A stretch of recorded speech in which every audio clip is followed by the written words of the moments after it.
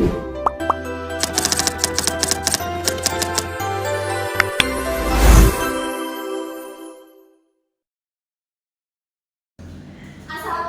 warahmatullahi wabarakatuh. Waalaikumsalam warahmatullahi wabarakatuh. Apa kabar hari ini? Baik. Alhamdulillah. Semoga kita semua selalu dalam keadaan sehat ya. Amin. Nah, sebelum memulai pembelajaran kali ini, alangkah baiknya kita berdoa terlebih dahulu. Berdoa menurut kepercayaan masing-masing dimulai.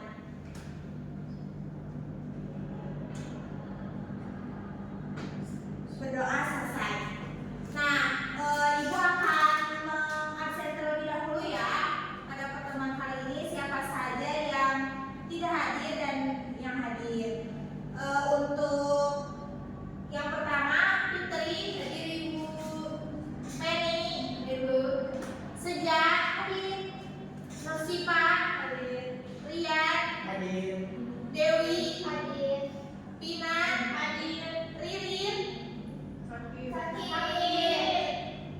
Suci, hadir. Atia, Ibu. Nala, hadir Bu. Baik, semoga Ririn diberikan kesehatan ya. Amin. Nah, pada pertemuan kali ini kita akan mempelajari materi matematika teorema Pythagoras. Terus selanjutnya, baik Ibu mempunyai pertanyaan, pernah lihat bentuk ini di sekitar kalian? Pernah. Nah, menurut kalian bagaimana cara mengetahui panjang sisi miringnya? Ada yang tahu nggak? Kita bisa pakai teorema Pythagoras Bu. Betul. Nah, untuk mengetahui panjang sisi miringnya, kita menggunakan penyelesaian teorema Pythagoras. Nanti kita akan bahas di materi selanjutnya. Sebelum ke pembelajaran, Ibu akan menyampaikan tujuan pembelajaran pada hari ini. Yang pertama, mengidentifikasi segitiga siku-siku termasuk menentukan sisi siku-siku dan sisi miring. Yang kedua, menjelaskan teorema Pythagoras menggunakan kata-kata sendiri berdasarkan pengamatan pada situasi nyata. Yang ketiga, menggunakan teorema Pythagoras untuk menyelesaikan masalah kontekstual termasuk konteks budaya lokal seperti kemiringan atap rumah adat atau konstruksi bangunan tradisional. Yang keempat, menyusun langkah penyelesaian yang runtut dan logis sesuai prinsip pemecahan masalah matematis. Yang kelima, ada menghargai perbedaan budaya dengan menyadari bahwa matematika dapat ditemui pada berbagai bangunan adat Indonesia. Yang keenam, menyajikan hasil penyelesaian masalah dalam bentuk diskusi kelompok, presentasi, atau penjelasan tertulis. Nah, Ibu mempunyai situasi budaya. Amatilah gambar di samping ini. Nah, di kampung kalian, Pak Jaya ini memperbaiki atap rumah adat. Tingginya 4 meter dan panjang alasnya 6 meter. Ia perlu menentukan panjang kayu miringnya. Nah, dari situasi tersebut, informasi apa yang kalian dapat? Saya Bu, Boleh, Rian. untuk tinggi atapnya itu 4 meter dan panjang alasnya itu 6 meter Bu. Betul. Nah, apa yang belum diketahuinya dari situasi tersebut? Bu, panjang kayu miringnya belum diketahui Bu. Betul. Nah, untuk selanjutnya bentuk apa yang bisa kita gunakan untuk memodelkan situasi tersebut? Segitiga siku-siku. Betul, karena pada kesempatan kali ini kita akan mempelajari materi teorema Pythagoras. Selanjutnya, Ibu akan membagi ke dalam 3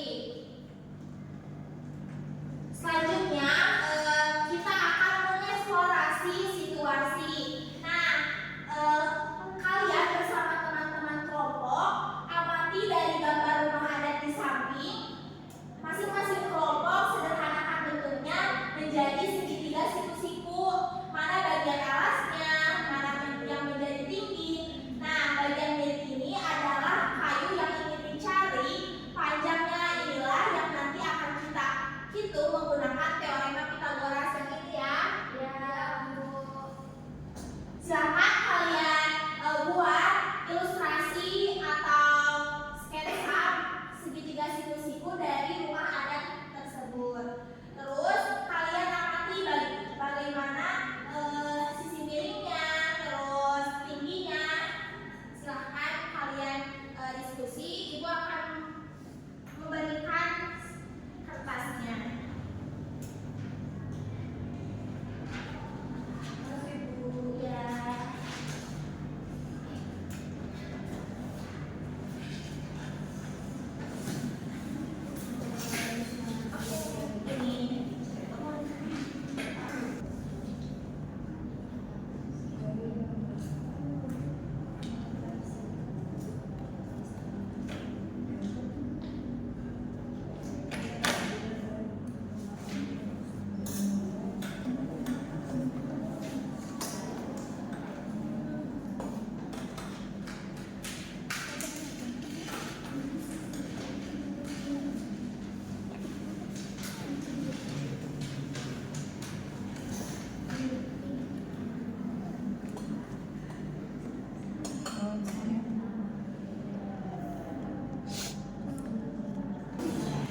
Baik, setelah kalian berdiskusi bersama kelompok mengenai mengeksplorasi situasi pada rumah adat tersebut, siapa yang ingin mempresentasikan hasil diskusinya?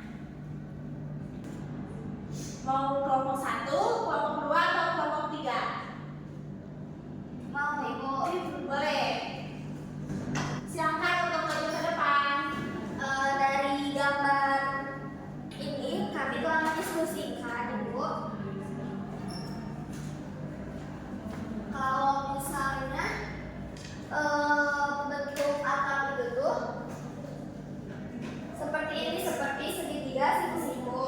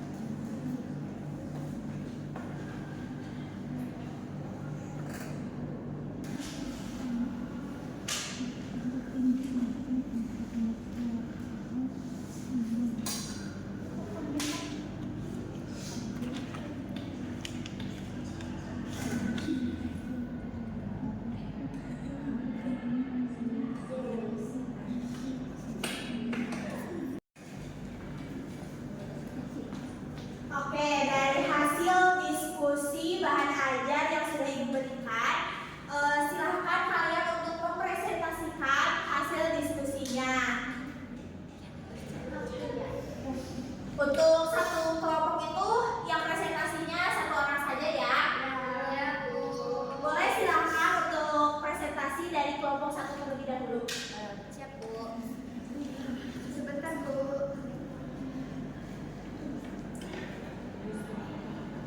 Saya perwakilan dari kelompok 1 akan mempresentasikan hasil diskusi kami. Nah, jadi segitiga siku-siku adalah segitiga yang memiliki satu sudut sebesar 90 derajat. Nah, sisi yang membentuk sudut siku-siku disebut aras dan tinggi.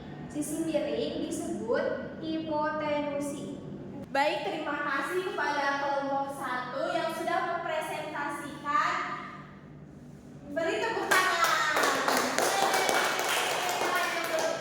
Selanjutnya untuk kelompok 2 silakan untuk mempresentasikan hasil diskusinya. Baik, saya perwakilan dari kelompok 2 akan menjawab pertanyaan nomor 2.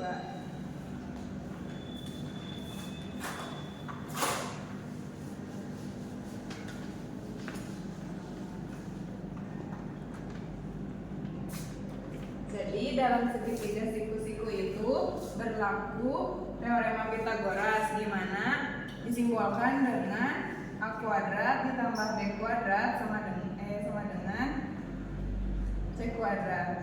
Kemudian mana yang A, mana yang B, dan mana yang C itu untuk A merupakan sisi siku-siku, salah satu sisi siku-siku, baik itu tinggi ataupun alasnya.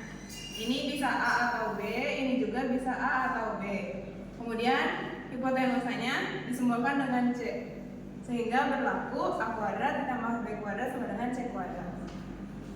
Baik, terima kasih kepada kelompok 2 yang sudah menyampaikan hasil diskusinya. Selanjutnya untuk kelompok 3 silakan untuk mempresentasikan hasil diskusinya.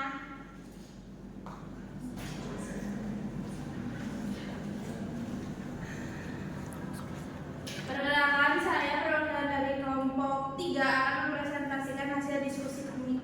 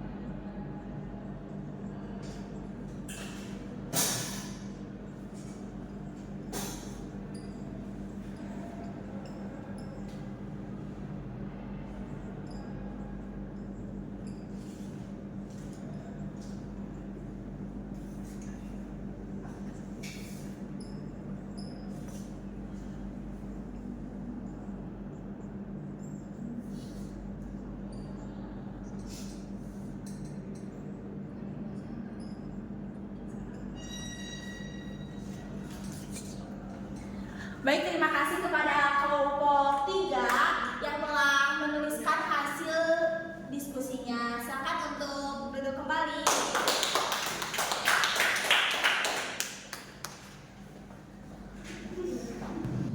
Oke, setelah kalian tadi berdiskusi mengenai bahan ajar teorema Pythagoras, selanjutnya kita akan menganalisis dan menghubungkan. Nah, sekarang kita coba temukan sebuah hubungan penting pada segitiga siku-siku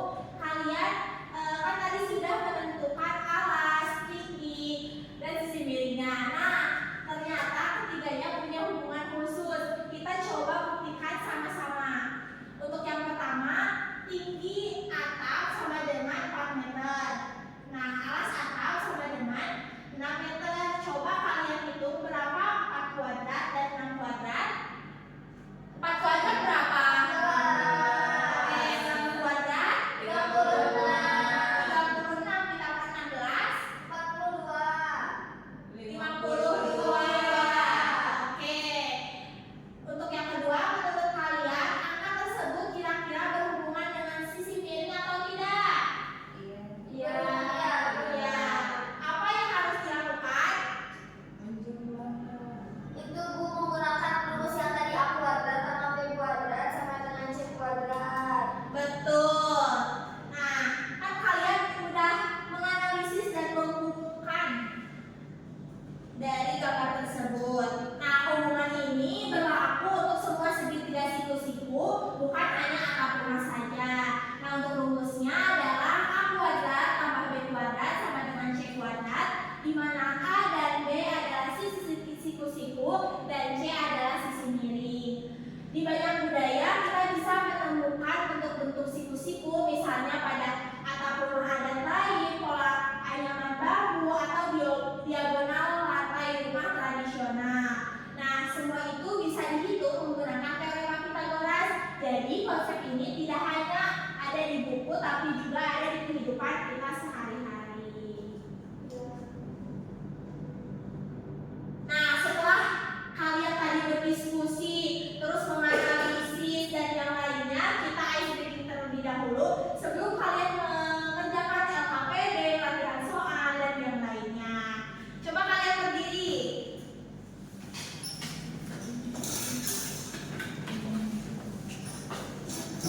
Jadi untuk icebreakingnya seperti ini ya anak-anak. 1 ditambah 1 sama dengan 2. Nah, dan seterusnya 2 ditambah 2 dan seterusnya gitu ya. Iya, jangan coba. 4 ini 4. Ya, bareng-bareng ya anak-anak. 1 ditambah 1 sama dengan 2. 2 ditambah 2 sama dengan 4. 4 ditambah 4 sama dengan 8. 8 ditambah 8 sama dengan 16. Sekarang kalian terus lagi.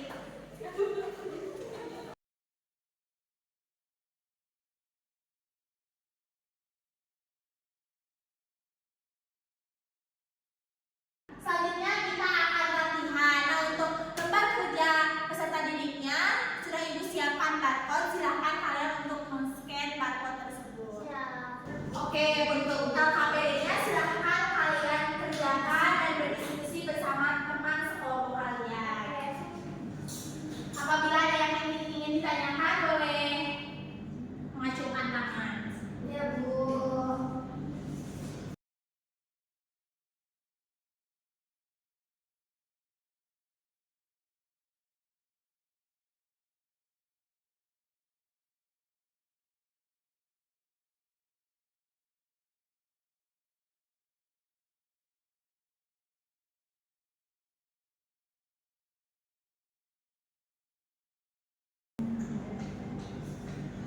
Ibu izin ke toilet. Boleh.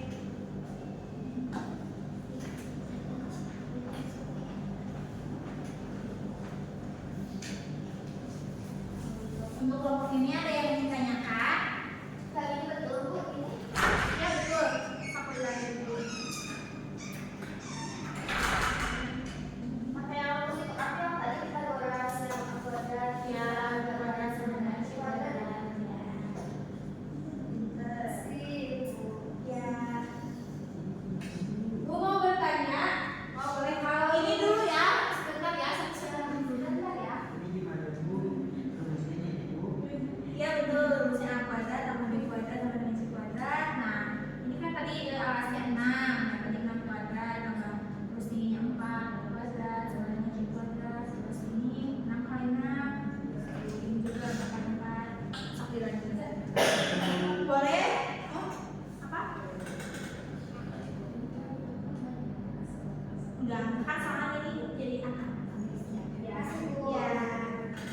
Boleh? Penny mau bertanya apa? Kalau misalkan kan rumus dari Pythagoras itu kan B ditambah A kuadrat ditambah B kuadrat sama dengan C kuadrat. Kalau misalkan aku rubah jadi C kuadrat sama dengan A kuadrat ditambah B kuadrat, apakah itu tetap menjadi rumus Pythagoras atau bukan? Sama saja itu merupakan rumus teorema Pythagoras. Jadi kalau misalkan bentuknya dirubah-rubah nggak akan mempengaruhi rumus Pythagoras. Sesuai yang ditanyakan. Oh iya ibu. Ada yang ingin ditanyakan lagi? Boleh.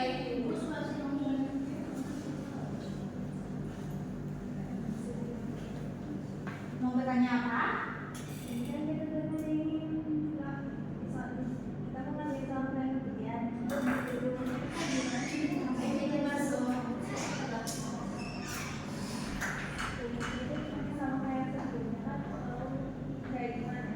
Ya untuk rumusnya mah masih tetap sama disebutnya sesuai yang dipanggilnya apa.